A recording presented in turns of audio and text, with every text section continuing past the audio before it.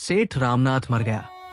पीछे बची उसकी पत्नी सुशीला, 2 छोटे बच्चे और कर्ज में डूबा घर। घर में खाने तक के पैसे नहीं थे, लेकिन बिरादरी वालों को सिर्फ एक चीज की चिंता थी, मृतक भोज धूमधाम से होना चाहिए। सुशीला रोकर बोली, बच्चों के लिए घर रहने दीजिए, हम कहाँ जाएंगे। लेकिन पंचों ने कहा, मर्यादा सबसे बड़ी चीज है। फिर क्या हुआ? गहने बिक गए, घर बिक गया और उसी पैसों से ब्रह्म भोज हुआ। बिरादरी की दावत हुई, हजारों लोग खाने आए। लोग तारीफ कर रहे थे, वाह क्या इंतजाम है, ऐसा भोज कम देखने को मिलता है। उधर जिस घर का मालिक मरा था, उसकी पत्नी अंधेरे कमरे में बैठकर रो रही थी।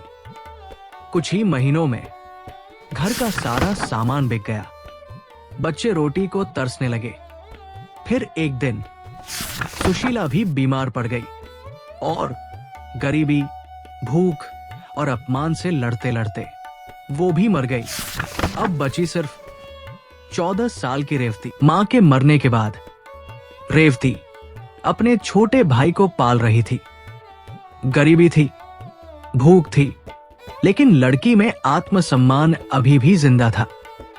तभी बिरादरी का एक बूढ़ा सेठ आया, उम्र लगभग 50 साल।